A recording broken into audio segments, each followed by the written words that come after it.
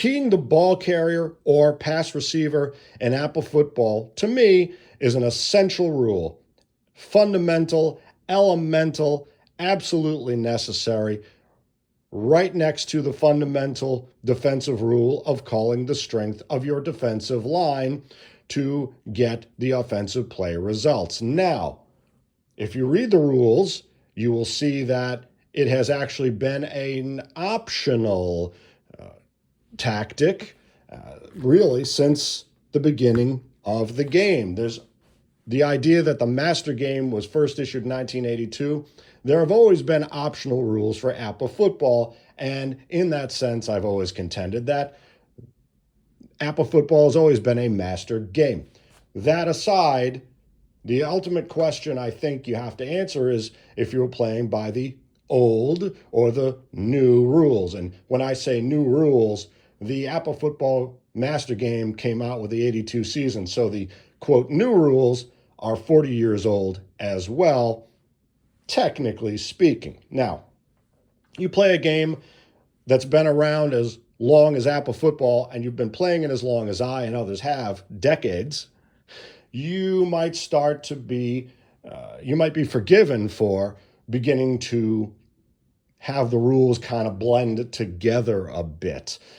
So just wanted to take a quick look here, because when I've used the keying feature, keying a running back, keying a pass receiver, and you drop two lines from the result on the player's card, well, I've always viewed it as you key and you get that benefit only if there's a gain on the run play or if the pass is complete. Let me just grab a card here while we're preparing for another cool little project. Let's take the 1970 Giants. What am I talking about here? So let's say you've got, who are our running backs here? There's Ron Johnson, for instance, and there's Fran Tarkenton. Oh, here's a couple good folks to help us through this. So let's talk about the pass play. When you run a pass play in APBA, you look up the result on the running backs or quarterbacks or even a receiver's run column. When you pass in APBA football, you look up the result on the passer's P column, or if you had a halfback, an offensive halfback who had a pass completion, that will be affected, and you can call that person on a trick play, use it very sporadically. But the way I've always understood the game, and I finally confirmed, is that when you look at the old boards that came with the game up to and through the 1981 season originally, and there are three versions of these, we won't get into that. When you look at this version of the game, the old version, you see this additional defensive maneuver for advanced players. It's not master, it's advanced, whatever. But you can see clearly when someone threw the caps lock on here, when you're keying the ball carrier and there is a gain on the play, that's on the run, which is outside, or on the old plunge, which is now the inside run. Again, it's if there is a gain on the play, then you drop two lines. So let's say I am running an outside running play. APBA football goes by, the results are ordered by field position, okay? And those have changed with the, quote, new 40-year-old game. And don't be confused by any of that. It's essentially the same game with some different rules, slight rules and features. But in any case, let's say we're at the opponent's 28. It's 2nd and 6. My opponent is called a standard line, which is what it would be called now, a 6-man defensive line. I'm in the B offensive index, which is most common. I roll a 33, a nice fat 33, which is a 15 for Johnson. And to be against the standard line, that would be a 10-yard gain. I would then drop it a couple of lines. If you were in the C index, that would be 7 lines keyed to 4. If you were in the A index, I think it's unlikely for the 70 Giants, but you know, there's always hope. When we go and look at the team point totals, he would have been keyed from a 13 to a 10. So now let's say he rolled something more like that 21. You get that 22. Well, now, or rather 23. Well, now that's going to be, am I seeing that? Yes. Let's say he rolls that 23. Well, that's a 1 yard loss, and you stop there. You don't key him into no loss. And if he had the 24, you would not key him into a 5. You can't kind of double dip. You can't do the double jeopardy. Now, does he have? Now, this is one of the cases where he's a breakaway runner. 66 equals touchdown is what we pointed out on the marquee at the Pro Football Hall of Fame in Canton, Ohio in 2013. Not always the case, but quite often. You see the Mr. Ron Johnson, 5-point running back, A-grade receiver, who did some kick returning here. That's what the OC means. He's got that big fat 2 at 66. Let's say you ran that outside run and he rolled that 2 against the standard line. Well, that is a touchdown, but that's a gain on the play. You would key him down to 4 yards. So let's say what were we at the 26, 27, 28? That touchdown drops to 4 yards. It's pretty dramatic, okay? Now, another thing to note is that backs who have 4, 6, 8, 10, 12 in the old game and the new game, really, the 4, 6, 8, 10, 12 backs, those results are better on the plunge play. You got a guy like Ron Johnson, who is an all-arounder. He's got the team numbers. So let's say he ran a plunge play, 2nd and 7 from the opponent's 26. It's between the opponent's 30 and 10, B-index standard line. Let's say he rolled that 33 to 15. He has an 8-yard gain. He would drop to 5. If you're in the C index, he'd be a 3 to a 2. If you're in the A index, again, so unlikely, but he would drop from a 12 to an 8. So it's significant. And if he rolled that big fat 66, that touchdown would drop to 6 yards. And you can see that the 4 gets you a couple more yards on the plunge play than it does on the outside run. 6 yards for the plunge, 4 for the outside run. So that's why the 4, 6, 8 back goes plunge. So that is pretty clear. You don't key unless there's a gain on a play. Now, what about the pass in the, quote, old boards? Well, if you look at the additional defensive maneuver for the advanced player, you see that, and again, Apple will write those rules, boy. They'll write right away. Now, after selecting a play card, the offensive coach selects a card of the player who will receive the pass, places it face down on the playing surface. So let's say Mr. Tarkenton's going to throw it to Mr. Ron Johnson, who is an A-grade receiver. For those who don't know, if the team is in the B index, an A-grade receiver can elevate the team's index to the best grade, the A, okay? But now we're talking about keying the ball, the receiver. So if he names the player correctly, the defensive coach, and the pass is completed, then refer to the number on the playing board, which is 2 below the passes card shown on the dice roll. Example, if the passes card shows 7 for the roll, and if on the board 7 is a gain of 1 or more yards. So there it is again, but said differently, okay? And there is a gain on the play. I would have liked the, but again, you don't want all caps on all caps, typographic thing, readability thing, but yeah. So again, the old boards confirm that you're supposed to key when there is a gain on the play. So let's do this. So I roll for Tarkenton again. Let's do it a short pass, more likely. And we're in the longest part of the field in the old game. Goal line to the opponent's 31. They're facing a team with just a modest, mediocre team. So Tarkenton's going to throw to Johnson. He's going to go up to the A index. It's a standard line. Let's say that Tarkenton, rolls that big old 66 equals touchdown. Or does it? Well, he rolls a 1. It's going to be an 8 index standard line. That 1 would be 67 yards. That's not quite a touchdown. You'd have to be at, it would be if you were, past your 33, or you're at or beyond your 33, all right? So that would be a touchdown, but if you guessed that Johnson is going to catch that ball, significant reduction. Now, if you're in the C index, that's only a 29-yard pass, goes down to 10 yards out of bounds. Ouch. How about if you're closer to the goal line? Well, that 1 would be that automatic touchdown against even the lightest line, which is the pass defense line optimally. That touchdown would drop to 7 yards in the A, which, when you're within the opponent's 9-yard line, at or within the opponent's 9-yard line, it's pretty much going to be a touchdown. But let's say you're in the B, you go from a 7 to 6. C, you go from a 6 to a 5. They love the little pattern there. 7, 6, 6, 5, 5, 4. You get it. I'll say you're between the 10 and the 30. Again, that 1 is going to be a touchdown in some cases, not in the C.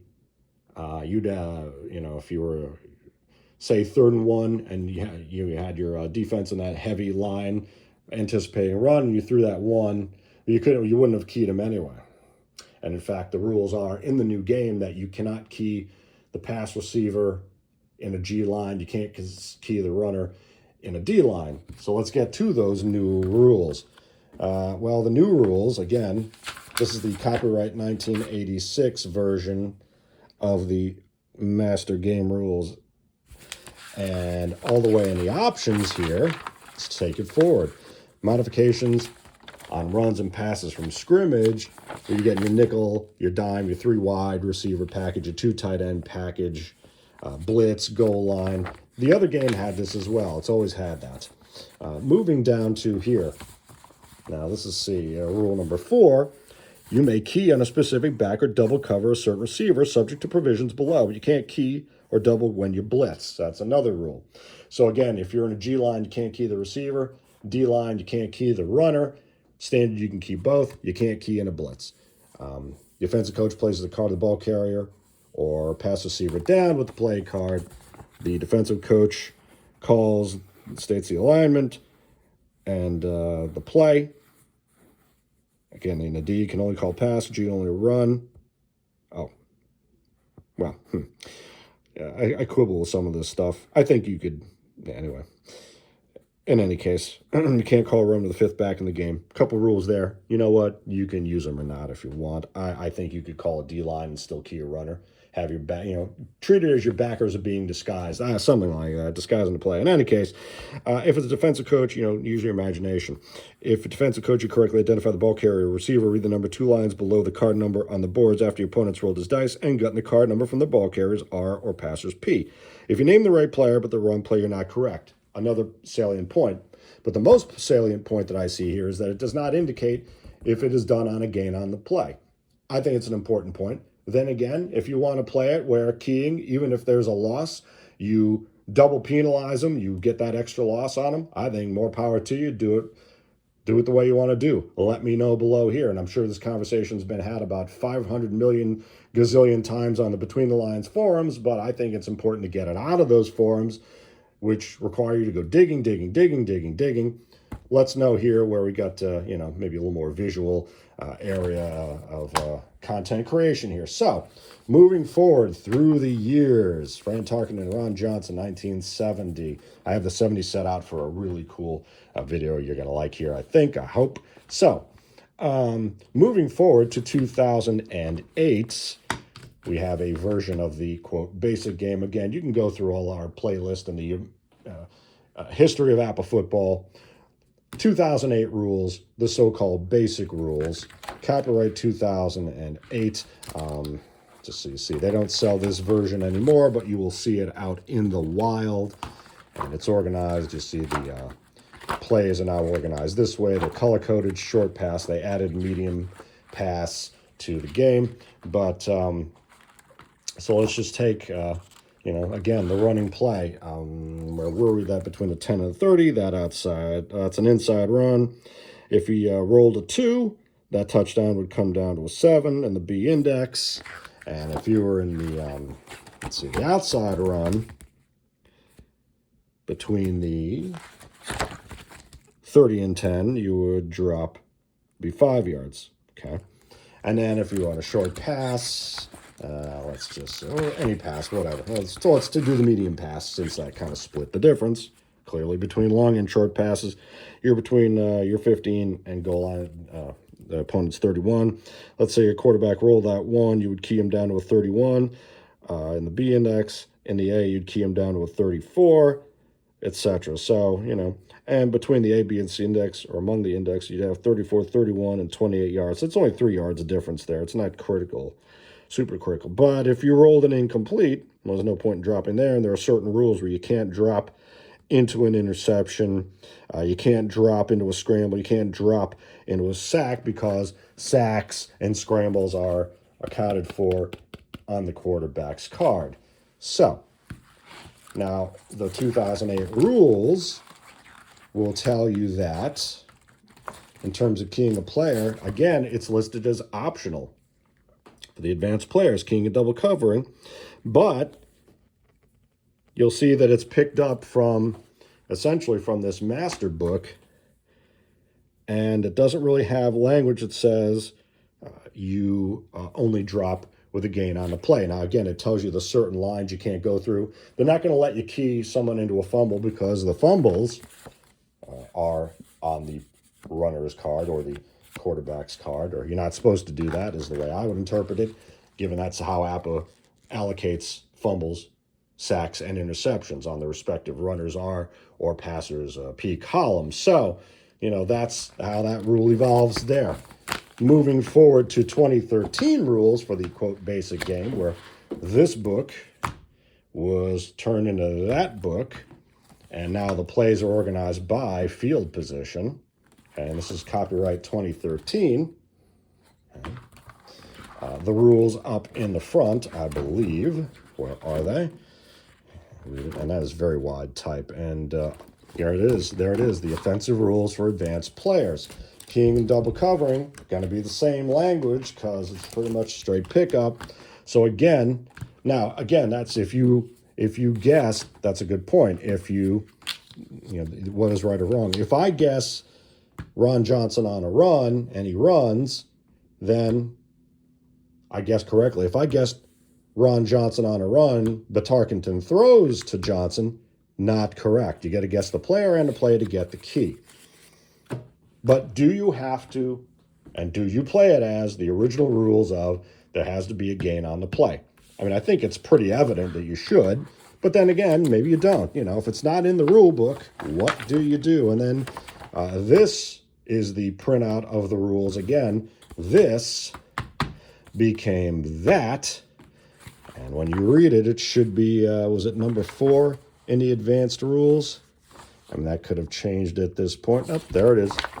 Rule number 4, you may key on a specific back or double cover the receiver, etc., so forth. There it is. That's how it looks now. And again, it gives you the lines, exceptions where you're supposed to not, count through. You're supposed to stop on the certain numbers. 33 and 34 are the full fumble numbers, whereas a fumble across the entire play. For instance, let's go through the... let's take the inside run between and the updated, the newer field position breakdowns from your goal line to 14. You see the 33 and 34 are full fumble numbers on an outside run, meaning you're going to fumble all the way across there. In the bottom here are the penalties, 35 and 36. 13s and 14s are the so-called half fumble numbers.